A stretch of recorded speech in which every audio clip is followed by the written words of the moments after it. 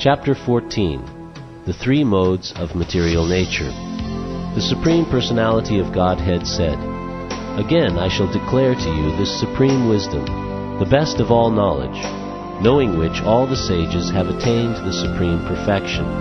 By becoming fixed in this knowledge, one can attain to the transcendental nature like my own.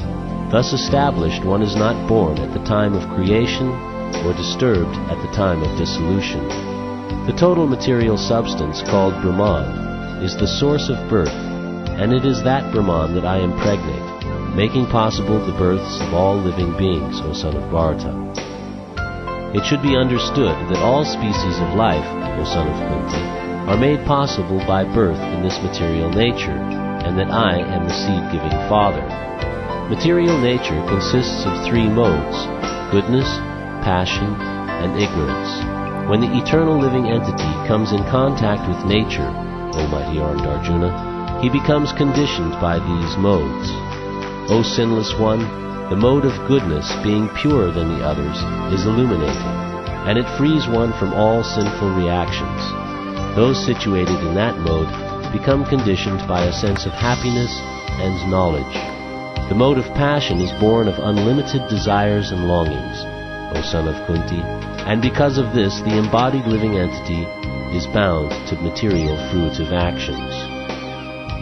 O son of Bharata, know that the mode of darkness, born of ignorance, is the delusion of all embodied living entities.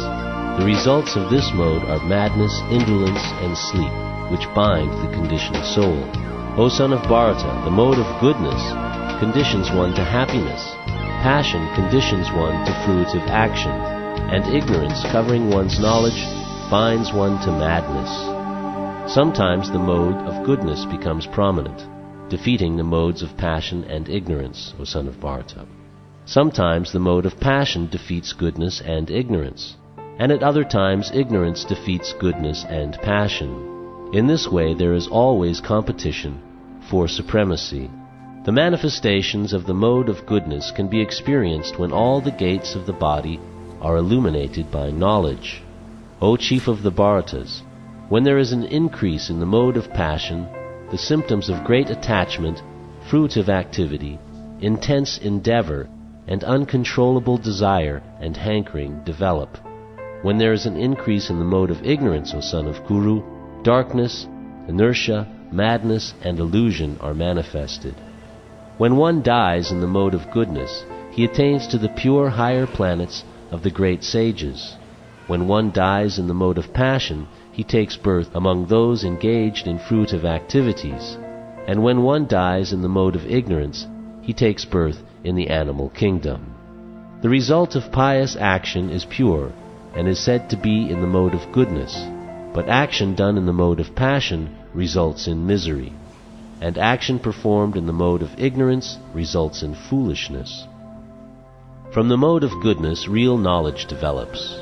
From the mode of passion, greed develops, and from the mode of ignorance develops foolishness, madness, and illusion. Those situated in the mode of goodness gradually go upward to the higher planets. Those in the mode of passion live on the earthly planets, and those in the abominable mode of ignorance go down to the hellish worlds. When one properly sees that in all activities no other performer is at work than these modes of nature, and he knows the Supreme Lord, who is transcendental to all these modes, he attains my spiritual nature. When the embodied being is able to transcend these three modes associated with the material body, he can become free from birth, death, old age, and their distresses, and can enjoy nectar even in this life. Arjuna inquired, "O my dear Lord, by which symptoms is one known who is transcendental to these three modes?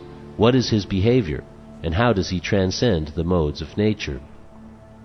The Supreme Personality of Godhead said, "O son of Pandu, he who does not hate illumination, attachment and delusion when they are present, or long for them when they disappear, who is unwavering and undisturbed through all these reactions of the material qualities, remaining neutral and transcendental, knowing that the modes alone are active, who is situated in the self and regards alike happiness and distress, who looks upon a lump of earth, a stone, and a piece of gold with an equal eye, who is equal toward the desirable and the undesirable, who is steady, situated equally well in praise and blame, honor and dishonor, who treats alike both friend and enemy, and who has renounced all material activities. Such a person is said to have transcended the modes of nature. One who engages in full devotional service, unfailing in all circumstances, at once transcends the modes of material nature, and thus comes to the level of Brahman. And I am the basis of the impersonal Brahman, which is immortal, imperishable, and eternal, and is the constitutional position of ultimate happiness.